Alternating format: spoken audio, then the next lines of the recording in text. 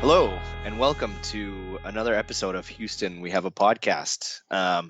We are continuing with our mini episodes, our bite-sized episodes with just me and Carson. No guests today.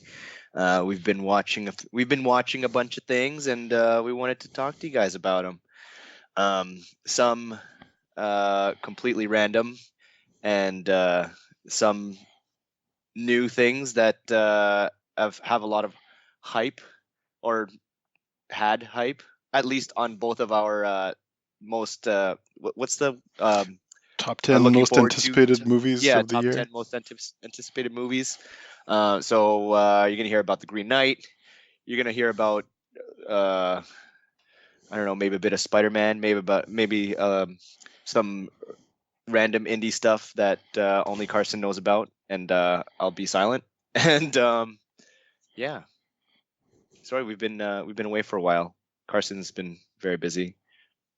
We've both been very busy. Anyways, it's Yeah, not I'm going to important. bring that up later when we talk about Shadow in the Cloud. Are you? That's wow. I didn't. Yeah. We'll get into that. That's an interesting connection that I did not make when I told you to watch Shadow in the Cloud. Um, Carson, how you doing? How you feeling? I've watched a lot of movies these days. I am still in this pandemic, still sitting at home, so I'm good. Yep. Yep. I made it out to the theater to watch Green Knight. What Um, does that experience look like these days? you know what? And I've said this before. Like, it was the same as I when I went for Tenet. When the theaters opened up for like a week back in December. Hmm. I love it because I do like going to the theater, like overpriced food and like drinks aside. I just like watching on that big screen in that big room. I don't know. I think it's just maybe it's just the novelty of it for me. But I absolutely hate having people sitting around me. Because I have pretty long legs for one, and I don't know. I just so much like so many things that take me out of the movie when I'm like really cramped in that theater. Like my seat is like squeaking because I have to like hold it up because those recliner ones that like rock back and forth. Hmm. And like yeah, I have really long legs, so if people are on either side of me, like I'm just uncomfortable. And then the person in front of me has their seat all the way back. It's like being on a plane, but we're but worse. Yeah, I do have to say, like, this last year and a half has kind of shown me what I do and don't like about the theater experience, because my last movie was Tenet back in July of last year. And I think I talked a lot of shit about the theaters before, but I've started to realize what I do like about them. Um, and like honestly, I don't care about the big movies. Like, Black Widow came out, I watched it on TV. It did not matter that that was not seen in theaters. But there's certain like smaller, like, I mean, we're gonna talk about this later, but like The Green Knight, I would have loved to watch that in theaters because that's it for me, like a theater experience. Just as long as you don't have somebody like chewing chips and popcorn in the side of your face. Yeah. Yeah, but I mean, like, yeah, the fact that the theater is like next to empty nowadays is, I mean, it's probably bad for business, but it's great for my experience.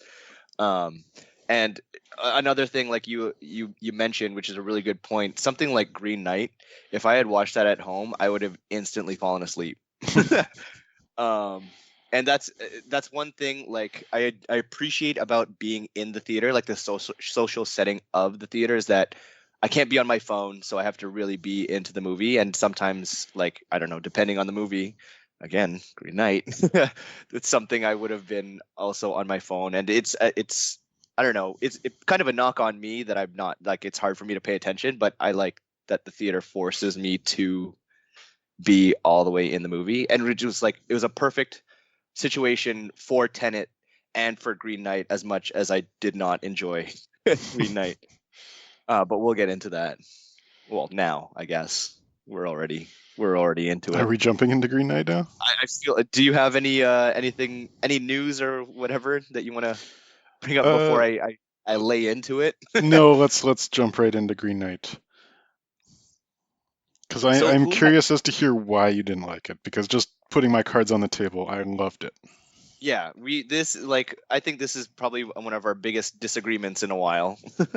um, and it sucks because it was on both of our most anticipated It lists was for your this number year. 6. It was my number 2. And you know what? I think that was accurate. Um, Space Jam was also on your list, by the way. yeah, well, I've struck out on like 50% of my list so far. I didn't even finish Space Jam. Another thing of like if I wouldn't have I only I stopped because I was watching it at home. Like I only got halfway through. But anyways, um yeah, Green Knight. I'll I'll give a quick review before we fight. um it everything looked cool. Everything was like visually it was amazing. Like as like a artsy movie, it was great. It was like going to a museum, I feel like, and looking at a lot of paintings, and it was beautiful, and there's great acting. um but it was just incredibly boring for me. um it was like, and I know it's based on like a poem, right? The story itself. I think it's technically a poem, but it's more like a full-on story, like slash book. Like it's more than just like a one-page poem Okay. type thing. Okay, but I'm so basically, I feel like the story, the what consists like the whole story is something that you could tell in 5 minutes. Like it could have been a short film. Yeah, Um, and to blow that up into what was it, 2 hours, I think it was two and a bit. two and a bit, like it just it was a drag. And like I know other complaints, not necessarily for me, but like it's hard to follow. Like there's certain things that are confusing. um I feel like I'm pretty well versed in old English to know what was going on, but it's just like I don't know, it was just so slow, nothing exploded. No, I mean, that's my big gripe, is just like 5 minutes stretched into 2 hours, and is just slow. So it's funny you bring up museum because I have this whole shtick, and bear with me here because this will take a little while. So presumably, you or our audience have been to an art gallery before you've been to a museum, and you go there for an hour or two, and you go in and you look at the walls, and there's these, beautiful paintings, and you can go in and you can look at them, and you have a nice time just looking at the paintings. So imagine if you went to a museum and they said, let's take all these, ideas of beautiful, photos or paintings, and let's have them be about a similar theme. And let's take it further and let's actually put them in sequential order so that if you go to one painting and you look at it and then you go to the next, you're actually like seeing events happen in the order of a story. And that would be interesting. That would be an interesting museum experience.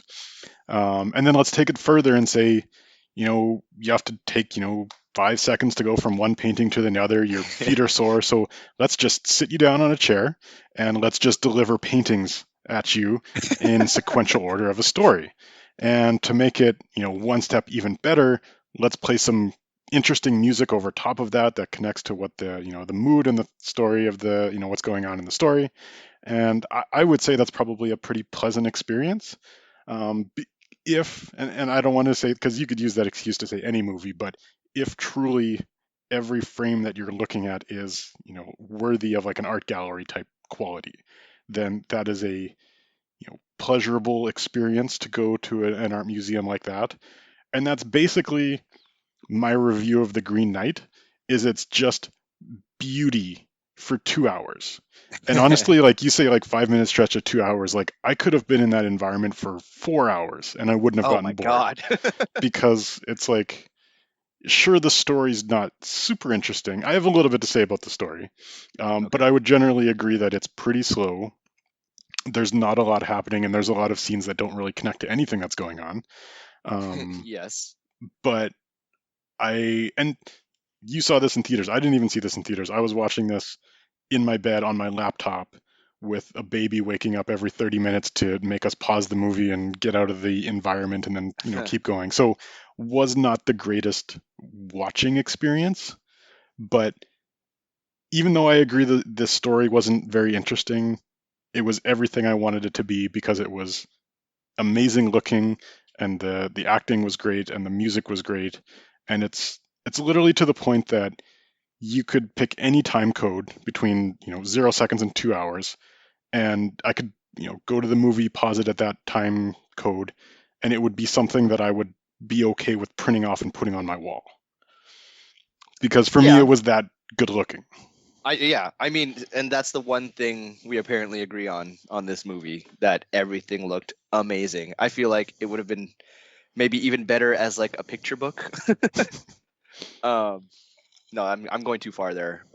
But yeah, it's really coming down to preference here, because I don't think it was a bad movie. Like if we're talking about film, cinema, movie, like artsy, great, museum type stuff. Visuals amazing, acting amazing, but just I mean, from myself, that's not what I was hoping for, I guess, or not what. It's not like the comforting type movie that I tend to enjoy in the Yeah, in if the you're theater. going in expecting a King Arthur movie, this is not that, even though Yeah, Sir Gawain is technically part of the King Arthur universe. Um, it does. So, just speaking about the story itself, did you read anything about like what the actual story, the actual poem is? I read a little bit. I like not in too much detail. Um, uh, but it was I got the gist. Yeah, the gist seems to be like back in the days of chivalry, like, this knight has to be honorable. And for those who aren't familiar with the story, it's about a guy who gets in a game with like a magical green knight, who basically says like, hey, whatever, we're gonna fight right now, and whatever blow you land on me, 1 year from now, I'm gonna return the same to you. So what? Sorry, one quick thing in Mhm. between there. One of the stipulations of the game was that, and I don't know if this was actually part of the game or just a natural reaction from everyone around him, but it was like, whatever blow you land on me, like, and everyone will love you, and you like make a lot of money or Yeah. something. Or was that part of the game? Or, like, you'll win riches and all this like fame, or did everyone just like love him because he killed the knight? I thought I remember him saying that it was part of the game, but I Okay. don't remember. I thought it was part of the game too, but then the whole deal is like, in a year you have all this time to enjoy all the benefits of winning the game, but then in a year, whatever you did to me, I'm going to do to you. Yeah, and for me, it would have been more interesting if he doesn't have like the fame, because the whole, like, the big theme of the movie is doing the honorable thing, and Yeah. it seemed like he was seeking honor, even though he's at a point where he is willingly going on a journey to go die, because that's the only thing he can do to keep his honor intact, and if he doesn't do that, he loses his honor, and so it's all about this, and that's the part of the story I found interesting, because the original Green Knight story is very much promoting that sense of chivalry and honor, and being like, okay, look at this honorable knight and how great he is going to do this thing, even though he's going to get his head cut off. Whereas in this one, it's kind of like, well, honor's pretty stupid, and if you want to do that, like, you're not going to get anything out of it, because in the actual story, or sorry, in the original poem, he doesn't die. It's all kind of like a game, and Yeah. he's rewarded for his honor at the end. Is it Whereas this because one, he's looking for honor for the sake of honor? That's why it's stupid. that's why I think so. And it's like, every time he goes to try to do the honorable thing in this movie, he doesn't get a reward for it. Like, he goes and or not saves, but the woman with her head cut off, he goes and retrieves her head, and basically all he gets for it is like his axe back, so that he can continue going on his journey to get killed again. Yeah. Um, and I thought the so, whole thing was that it was showing that he's just not honorable, because, like, one, he only gave the scavenger money because he asked him for it, and two, like, he was completely mishandling the ghost girl with her head mm, cut off, and then like the temptation uh part, which mhm, is what I'm assuming the theme of like that whole bit was, with Alicia Vikander, who's like a mirror of like his girlfriend back home, mhm. but she's like the hotter version. um, um, and so he kind of gets taken in by this one, where he didn't want to make it official with his um, the less polished Alicia Vikander. I mean, this is like a terrible explanation, but Yeah, reading up on that, I because those scenes like didn't make a ton of sense in the movie, and then I read up on, part of the poem and other poems of that period was this idea of an exchange of gifts. And like if you read what the actual story is, then you're like, oh, okay, this is a twist of that. But if you don't understand the original that it's being a twist of, then it doesn't really make a lot of sense in its own. So I feel like okay, this movie is a bit of a satire for people who know the original story, that it's like you know the story and now here it's doing its own kind of twists and satires and critique of it. But if you're just going into it and this is the only thing you know about that story, eh, I feel like it's not like the additional reading helped me understand the plot. But again, I would have enjoyed this movie even if the plot did not contribute anything at all. So, because I'm not a big fan of movies that require additional yeah. reading, like everything that should be understood should be in the picture. And you've said as much before, but I understand the fact that like the visuals of this movie can carry it along if that's what you're that's what you're into it for. Like I would agree with you. I would take any still of this movie and put it on my wall. But just as a movie, God. um. Oh, and when I guess we're sorry, spoilers. If you listen to our podcast and you don't know by now, There's not we're much to just spoil in this movie. yeah. I mean, oh my god, it was so funny. My theater audience was like furious. Like by the end of the movie, like I could audibly hear like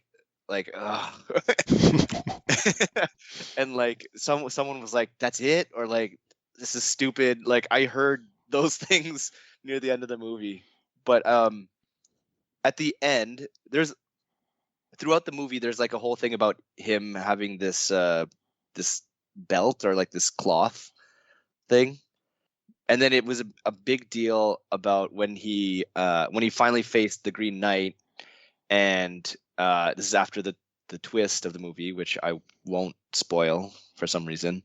um like he's getting ready to get his head chopped off, and then he's like, wait, and he takes off the cloth that's supposed to give him protection, and he's like, okay, now I'm ready.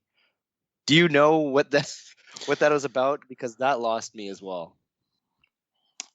It's hard to speak to without kind of saying the twist at all, and I don't know if I'm speaking about the same twist that you are, but it's kind of like he saw a world without honor where he ends up kind of escaping with, because the whole thing about the green sash is that if you wear this where you meet him you live, whereas the honorable thing to do is go and die. And so he kind of Mm. looks at a future without honor and it's kind of empty, and though he kind of says like, I don't know, I guess maybe it is doubling down on honor is greater than anything else. Like, I don't know what the point of that is, but that's kind of how I interpreted it. Okay, I mean that makes some sense. I mean, cool.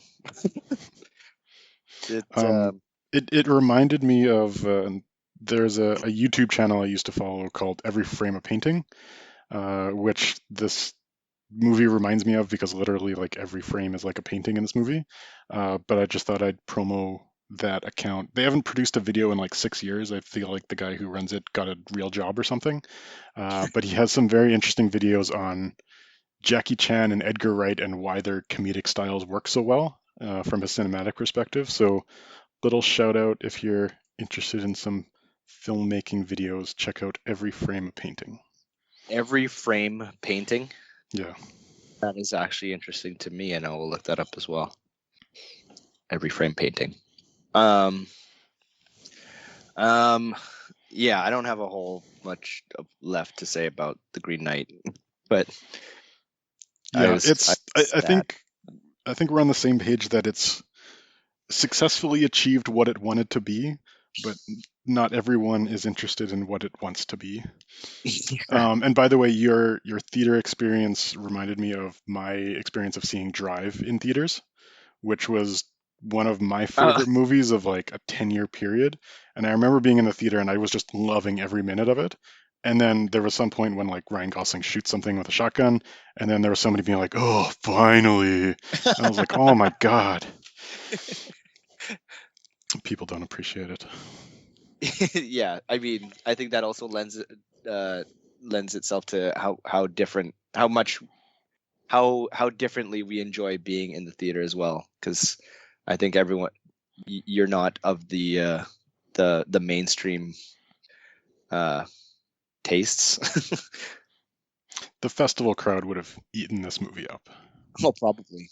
I think that yeah, it's just not is terrible timing for a museum experience in the theater.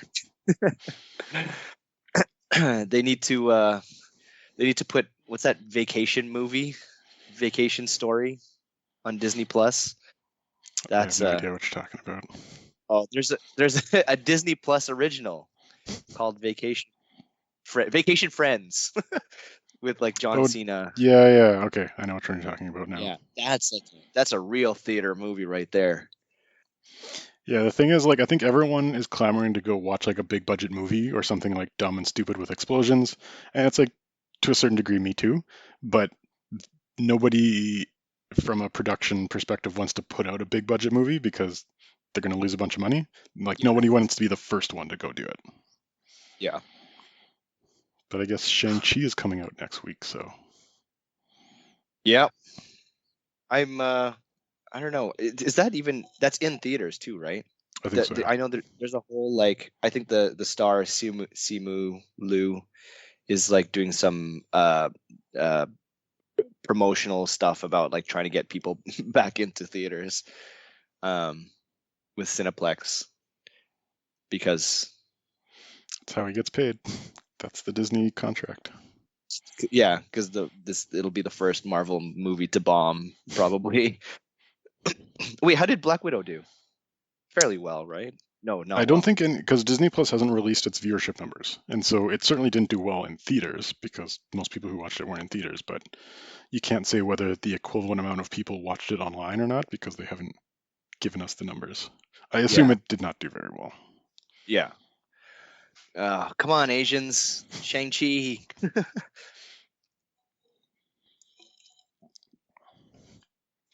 Um, Also, I mean, before we get into our other kind of mini review, since we're already talking about Marvel, um, hopefully anyone listening has already seen the trailer for Spider-Man. Was it No Way Home? Yep. Spider-Man No Way Home by now, where he's partnered with Doctor Strange, and the big reveal is that Doctor Octopus is back. And a And few others. yeah, well, yeah, but everyone is now pretending to remember Alfred Molina. I just rewatched the original Spider-Man trilogy a few months ago. The Tobey Maguire one, Yeah. the real one. Yeah, you know what? I'm gonna do that too because I miss those movies. Even though like I always say that even on our podcast that like Tobey Maguire is my favorite Spider-Man. I kind of don't like him. No, it's not him that makes those movies good. Yeah, it's the dancing. But yeah, did I think we talked about um the trailer already? Did we not? I don't think so. Not like on the podcast, but I think you were not that impressed. So here's the reason why I'm not super impressed about it. I'm trying to imagine what a movie looks like that has six previous villains from six other movies that aren't connected, or sorry, five other movies that aren't connected, because they're bringing in Lizard and Electro and Green Goblin and Sandman, and it's like they have one villain from every previous Spider-Man movie, and so it's like, but at some point you need to have a story. Your movie needs to be about something. And so it feels like Rise of Skywalker all over again, where somebody at Disney did an algorithm of Twitter and said, okay, this is what everyone wants in a movie. Let's put that in the movie. And then, oh, by the way, we need a story, so we need to connect these things somehow. Whereas a movie that ends up genuinely being interesting will be one where you start with the story and then you bring in the characters and the villains and all that make that story work. So I just don't see any path that you can bring all these characters in and have it still be interesting. And I was a little bit surprised by the trailer because it did have an interesting point about everyone knowing that he's Spider-Man and that ruining his world, and kind of having to play with like, okay, you can solve it if no one remembers anything. And it's like, okay, there's a story there. I don't see why Doc Ock is going to help that story in any way. Well, he's gonna help it because it's cool. I like Doc Ock. I'm glad Alfred Molina's back. I'm glad that Sam Raimi is directing. I think he's directing this movie. Is he Um, really? Actually, I'm second guessing myself on that one. Let's look this up right now. But I it's feel like he's not. No, it's John Watts. I don't know who that okay. is. No, I got that wrong then. For some reason, I thought Sam Raimi was involved. But no, it's just like it makes for a really fun trailer. I don't think it's going to make for a fun movie.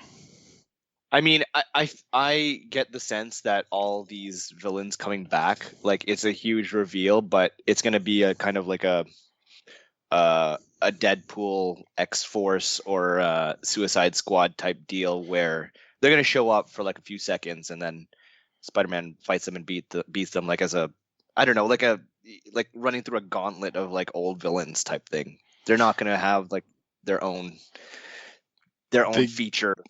they could be stealing the Nightfall story from Batman, where basically Bane makes Batman fight all these other villains before he gets to him so that he can be stronger and Batman can be tired. So it's like if there's actually someone masterminding all of this, maybe. And there's people that have suspected that Doctor Strange is not Doctor Strange and that he's actually someone in disguise. It's like, I okay, saw that. Yeah, maybe, but like maybe still Mysterio messing around with them. I just feel like the online speculation is always more interesting than these stories end up being. Yeah, well, I mean, what's it called? The online demands were for like the Spider-Man multiverse, and then they did it. So maybe it's still they're still scouring the Reddit message boards for an ending. I do like that they're getting weird at least. Yeah, I mean they've gotten weird. I'm thinking of a specific Marvel movie, and now I'm blanking on which one I was thinking about. That was weird like that. I'm not gonna remember. Ant-Man, This is probably. my heart says Ant-Man because I love Ant-Man, but I know no one else does. Um, no, People it's not like Ant-Man. Ant-Man the character, they just don't like the movies. But the movies are good. All right, that's Yeah, enough of it's Spider-Man. not. Let's talk It's about the not. trailer for Spencer. That's where the real action is at this month. Kristen Stewart playing Princess Diana. Yes, please. I noticed that they have strategically not have her speak too much in the trailer because I just know that she's going to have a horrible, horrible accent.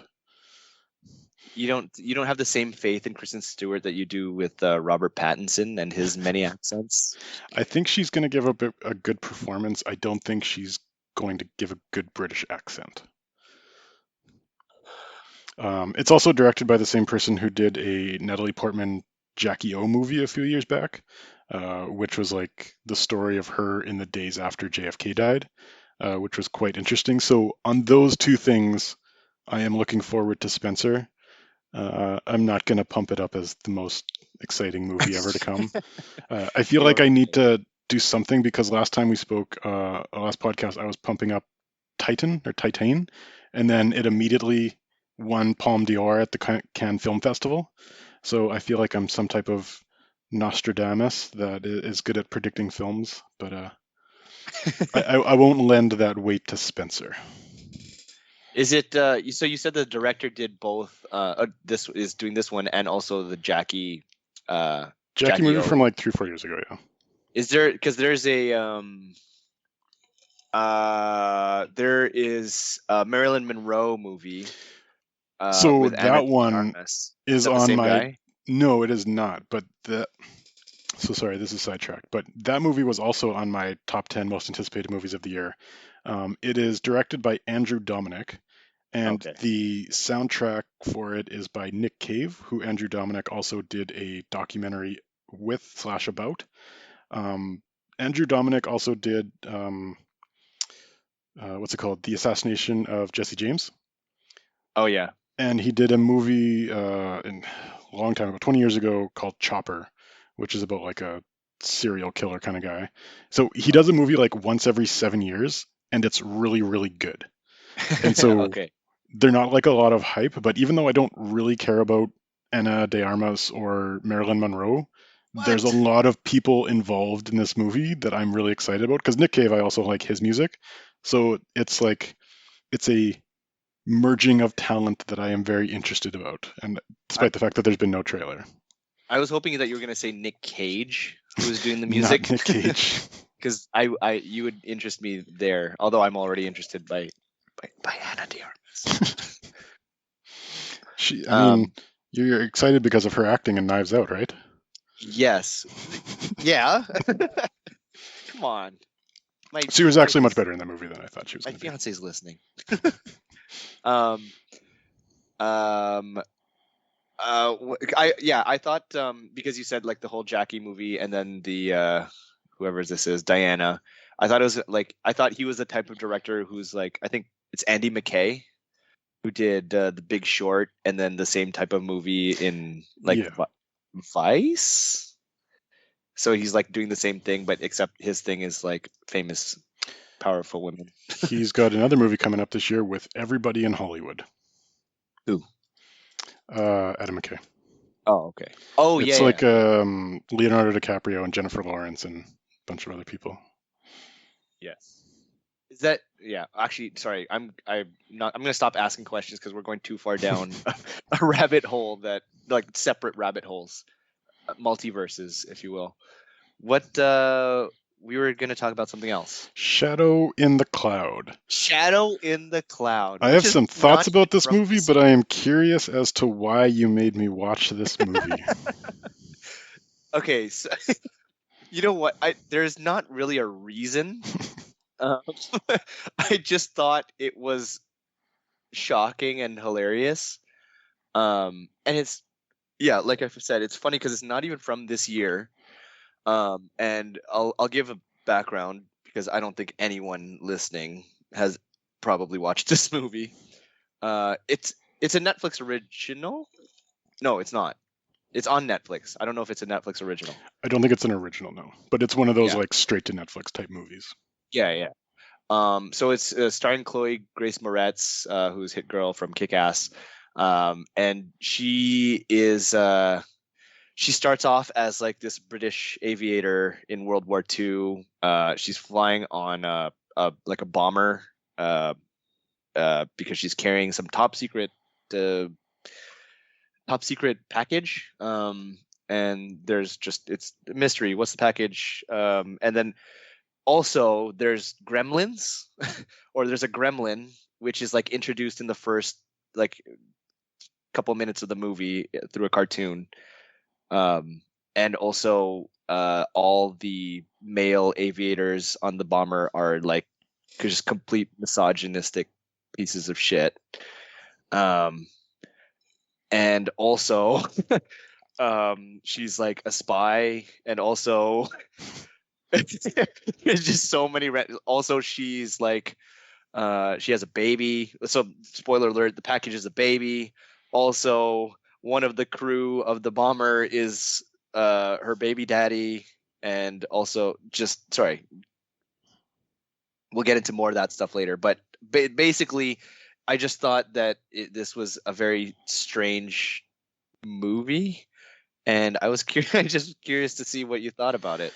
So, some context for our audience. Me and my wife have recently had a baby. That baby's 4 weeks old at home. Most of the second half of this movie is a baby about to die that Chloe Grace Moretz is trying to save. And I got to a point where there's like a baby hanging out the side of the plane about to fall off. And I'm like, why did Paulo recommend this movie to me? Sorry. And at a certain point, I was like, okay, this baby's probably not going to die. Otherwise, you would not have recommended that to me. Um, but I thought that was a bit funny. Um, I There's also a liked, bait and switch near the end where you actually do think the baby was like yeah, crushed. I didn't think for a second that that was actually going to end like that because that would have been Okay. horribly depressing. Um, I liked this movie. Okay. in it's certainly not a good movie. And this is probably partially because I had such low expectations going into it because, as you said, it's straight on Netflix. It's Chloe Grace Moretz, who hasn't done a good movie since Kick-Ass. I also Um, set those expectations for you when I watch it. but like this is definitely one of the movies that if I'm flipping through Netflix, I'm like, well, I'm not watching that. So I definitely would not have. And I mean, there's a reason. It's not particularly well made. The dialogue and the acting is pretty terrible. You got the guy who plays KG Beast in the DC extended universe being like the captain of the ship. Um, What? the weird looking guy who's like, yeah. Anyway, you can look that up. Okay. Um, but I really liked the premise. The first hour of this movie is like a single location story that takes place entirely through dialogue on the radio, and I Yeah. thought that was fun and interesting and new, because basically like Chloe Grace Moretz, she goes into the bottom of the plane and like the gunner seats, the seat gets or the door gets locked, so she's stuck down there. She's talking to everyone on the radio. I thought this movie was going to be entirely in that seat. It reminded me I a was lot. worried it was gonna be that. I would have been more interested because there's a few movies out there like that that I really enjoy. One being Locke from I think 2014 with Tom Hardy, which takes place entirely just Tom Hardy in a car driving for an hour and a half, and that's the movie. Obviously, the acting talent on Tom Hardy is a bit better than on Chloe Grace Moretz, but I think like all things considered, she actually did a really good job, like a lot better than I was expecting. So I thought that was a fun premise of just like, setting tension in this small environment. And then it basically unravels into like a big dumb action scene for the last 30 minutes, which to some degree was earned. And this is maybe some part about me being a new parent, but when she gets all like badass being like, I'm going to climb out the side of this plane to go get my baby, I was like, yeah, fuck yeah, you go get that baby. Um, so it was a serviceable movie, and I read the reviews for it, and it was terrible, terrible reviews, and I don't understand that because it's not that bad. So I'd like to start off by apologizing for not making the connection of of her trying to save this baby while you have a newborn. Not having a baby, I didn't realize that that could that was not the smartest thing to do. It was for me. It was more so just the progression, just how the movie progressed, like from her being stuck. It seemed like it was serious, like a serious female empowerment, like being sexist is bad, type movie with the whole like wrapped in like an interesting. Oh, she's stuck in this little thing. You don't see the rest of the cast for the whole movie. And then like you said, the last 30 minutes turns into this insane. She's climbing on the wing of a plane while it's flying, which I'm pretty sure is impossible. She gets saved by an explosion as she's falling out the I bay forgot about that doors. one. It's just things like that, which are the things that like I I I love in a stupid way. And there was so much other stuff. I can't believe I'm forgetting now all the other crazy stuff. Oh, like after the plane crashes and she decides to just beat this gremlin with her fists. Um it was just kind of shocking to me, and I haven't had that for a while. And I just thought it was fun and hilarious. And yeah, sorry again. There's a version of this movie that could have been very, very good. Like I'm imagining like a legitimate actress in like that scene where she's in the gunner seat for an hour just acting, and it's like as I said, she like Chloe Grace Moretz, she did better than I thought she was. But like imagine someone like a Scarlett Johansson or like someone like that, and it's like you take away the gremlin because I didn't still understand why that was part of the story, and you could have done this whole story without that. But it's like there's interesting plot twists. The dialogue is not very well written, which is worth mentioning. This is written by Max Landis, who did American Ultra, who did Bright, who did Chronicle. Not the best at writing dialogue, that guy. Do you think Max Landis? So it was also written by Roseanne Liang, who I know absolutely nothing about, Mhm. but I would assume that I feel like she probably wrote half the movie and Max Landis wrote half the movie, and then they just mashed it together because it's so Sure, but the female empower part may have came from Max Landis too, because he's they're like very same passionate. face. No, because No. like he's very, I guess, supportive of the LGBT community and like very like anti-male toxic Yeah. masculinity, whatever you call. So Well, it's like I can isn't see there like a him. whole thing about him like being like accused of raping people though? Not that I've heard of, Yeah, but that's the thing. oh, is it? Okay. Yeah. Which is another sorry, and that was another thing that really surprised me when I found out that Max Landis wrote this because of the whole like female empowerment thing. Not to say that he can't say these things, but it's kind of like weird if you're being accused by all of these Hollywood actresses of raping them and then you make this movie and like ending a movie in like a shot of Chloe Grace Moretz breastfeeding in triumph. I don't know. Yeah, I hadn't heard of those. Like it wasn't. I didn't find it surprising to come from Max Landis, but I guess now that you're saying this, maybe so. But he also could have written this like 6, 7 years ago, type thing. Yeah, maybe. But that's like as an aside, he was. I think the Red Letter Media guys removed their episode with him Oh, did they? because of all the controversy. Yeah, I was actually looking for that the other day and I couldn't find it, so that actually would make it's sense. not there because he cray cray. But yeah, no, like the thing that really holds this movie back is like the dialogue of the boys talking about dames on their like plane type thing. Like it feels like someone who has never talked to guys before. They're And like caricatures of villains. and it was the same thing in American Ultra when he was trying to write dialogue for like military personnel, and it's like just kind of cringeworthy. So I don't know, like it's an interesting premise, an interesting idea. Could have been made into a much better movie, but ultimately better than also what it could have been, which is it could have been just absolutely terrible. Yeah, I mean, there was not a point where I was not entertained. I will say that. And it's an hour and 20 minutes, so it's a very easy watch. Yeah, it's just like I was just not expecting anything that happened in that movie at all, and it was yeah. I was just really interested to see. Wait, did Suan watch this with you? No.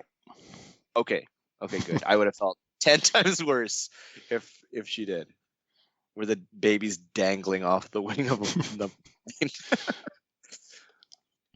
um yeah, I don't know why it's not even relevant. It came out last year, but I would give it a soft recommendation if you're really bored and you have Netflix and you're just looking for something to pass the time.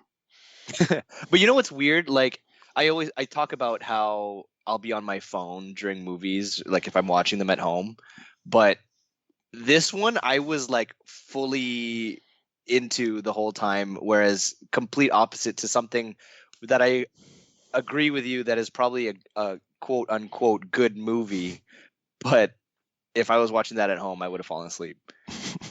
I think I'm dumb. It doesn't have to be smart or dumb. You're allowed to No, have a preference on what type of movie you like. no, I know, but I just like dumb things like falling out of a Bombay door and being saved by the shockwave of an explosion. It gave me flashbacks of the Triple X movie, the second one, no, the third one where Vin Diesel comes back, and then at the end he like flies out of an exploding plane. I think maybe that's why it hit such a note with me. Yeah, and it's such a weird thing for this movie to be so in between because I said there could have been a much better version of this, like without the gremlin and with Scarlett Johansson, but there's probably also a better version of this movie where it's just like Fast and the Furious or Triple X, where it's like they really lean into the gremlins. So yeah, the whole crew is actually gremlins, and the gremlins are all misogynistic. Sure. Yeah, I I don't know. did think it was going to be a lot smarter than it ended up being because they talked about like a gremlin isn't a real thing. It's just a representation for someone's fuck up. And I was like, oh, this is just a metaphor for her screwing up in the past, but it did not do anything with that. I guess it was just an unintentional red herring. But yeah, that was fun. Like Carson said, if you want to kill an hour and a half with some weirdness, Shadow in the Clouds is on Netflix. If you've recently had a baby, maybe skip it. Yeah. Man, I need to think about these things a lot more before I send them to you. Um, there's also, and I just remembered before we started recording, I didn't bring this up, but I just remembered that it came out recently, and it was on my most anticipated list for this year. Candyman apparently is getting good reviews. I don't know if you've seen it. I've also seen the good reviews and a lot of people that I respect talking well about it. It does not seem like a movie I want to watch because I'm typically not big into horror movies. Um, Maybe I will check it out eventually, but I was not as excited for it as I think you were. Oh yeah. Yeah, I mean, I'm slowly getting more excited. The whole horror movie thing, it's for me, it's because I've always been too much of a bitch to watch horror movies, and now that I feel like I can get through them, I've been going through a lot of them, and Candyman is just, I mean, it checks the boxes. Well, the box is Jordan Peele, but Does that mean you're gonna rewatch and appreciate The Witch now? uh, I wouldn't even call that a horror movie, to be honest. Um, but yeah, that nice try, Carson.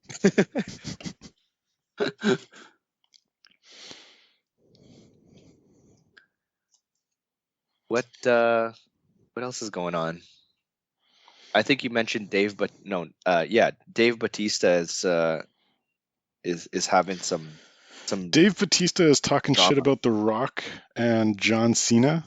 Oh, and Uh, The Rock. he has been quoted because a lot of people obviously compare them because they're three wrestlers who have turned into actors, and I thought it was funny that he has recently been in the media saying, those guys are just movie stars, they're entertainers, whereas I guess Dave Batista in his mind he's a real actor, Oh no. and he doesn't want to do the big Fast and the Furious movies. He wants to work with Denis Villeneuve and the good actors. And to his credit, he's been working with really good directors. Yeah. Um, I don't know if I believe him or not because he also, if he hadn't done Army of the Dead and a lot of other dumb shit, I would say sure. Because he has done some good roles, even in like the Bond villain that he played. That movie wasn't great, but he did a good job. Sapper Morton in Blade Runner, he did a good job. Even though he's pretty much the same guy in all of them. Sure, but it's like you can be a good character actor and say that, Oh like, yeah, and you that's can say, fair. I am taking my craft seriously. This is what I'm good at. I want to continue doing this in good real movies and not just be like a joke, like The Rock is kind of. The Rock is just a very successful and financially successful joke, but he's just like he's an entertainer. So I get where he's coming from, but he also does a lot of shitty movies too. Yeah. Yeah, I mean, and I'm reading, like, after reading a little bit more about it, it does seem like a bit of a nothing burger. Because yeah, he's saying, like, I don't fault him for saying that he wants to be doing the serious things, because, and like you said, he has been working with Denis Villeneuve and in that Bond movie, whoever, I don't remember who it was. Sam Mendes, I think, who's Sam a good Mendes, director, yeah, is on his own. yeah. Um, it's just it's just funny, and I feel I do feel kind of bad for John Cena, who seems like a really nice guy. Um, and he is doing those, like, a lot of those dumb things. I don't count Suicide Squad as one of those dumb things, although it's kind of a dumb, quote unquote, dumb movie. But like it's just, I don't know. It fits them. Like what John Cena is doing fits him well. What what's his name? The Rock. Dave Batista Oh, is doing fits him well. I don't know. I just like that he's talking shit about The Rock. You know, oh, Do you still not like The Rock, or just as an actor? I don't like his career selection. I think if I sat down with The Rock, I think he'd be a really nice guy. Like, not one of those people who's good at pretending being a nice guy, but like he would actually be a fun person to hang out with. Um, I just don't like any of the movies he chooses to do. You didn't like Doom? That was back when he was making good career choices. He was When he had in. like Walking Tall. Did you wait? Are you counting that as one of his good career Yeah, choices? I like that movie. Interesting. I feel like that was a classic TBS movie. Maybe it was like early enough in his career that I was still in his charm and it hadn't worn off yet. Yeah, I mean, he does kind of wear on you a bit. He's kind of like a big, but probably why he gets along so much with Kevin Hart, because he's in everything, just like Kevin Hart was a couple of years ago. It'll be interesting to see him as Black Adam, who is supposed to be at least like supposed to be a more nuanced character than he's played in some of these other like big dumb action movies. But the way he's promoting it kind of seems like he's making it the same as he's always done. Do you think he's held back by his size and physique in terms of acting? Yeah, I mean, you can't just play like random guy on the street because that would look ridiculous. I think we made this joke about I casted The Rock as like a coronavirus movie where he plays like a scientist, Oh and it's like yeah. you can't cast him as just a regular dude. Um, I mean, if it's coming from Asylum Studios, you probably could. I but don't. This I'd like to see him try it. I would really enjoy seeing that as well. Although I'm pretty sure, and I think you've mentioned this before, it's never going to happen. Which But you see a is movie like The Wrestler where it's you can use somebody who has like a he's a big dumb person, he's got the big physique, but is a serious movie. And yeah. so it's like I'd love to see him do something like that, but I don't think he's capable of poking fun at himself. You don't think? Well, no, I don't think it's not so much that he's poking fun at himself. It's like he's kind of he knows what he's good at doing, or he knows what his thing is, and he's just sticking to it, which is fine. But I mean, you made a good point a long time ago about how Vin Diesel does more. Uh, like he's done better things than The Rock, and I didn't agree with you at the time, but like rewatching Saving Private Ryan, even though he was in it for like all of 15 minutes. Mm-hmm. Yeah, you made a good point, I guess. We'll But see. yeah, We'll see if my DC fanboyism overrides my Rock hatred when Black Adam comes out. okay. We'll make sure to schedule the next episode for the release of that movie, because I Our know you're next watching it on. episode has to be about Annette and how I talk about musicals for much longer than I ever thought I'd want to. I'm actually going to try and watch that one because it'll tie in nicely to our upcoming music of movies episode. I think. Well, you said it might. Now we've committed to it, so Yeah. No, I mean, I'm trying to make the effort to watch at least one thing that Carson you're recommending to me. I watched Shadow in the Clouds. Now you owe me. I know. Well, I watched Val. Does that count? I mean, I watched That's half of Val. also a good movie to recommend to our audience. Yeah. But I think that's a good spot to leave it off at as we tease some of our future episodes that we hope to be doing. Thanks everyone for tuning in and join us next time.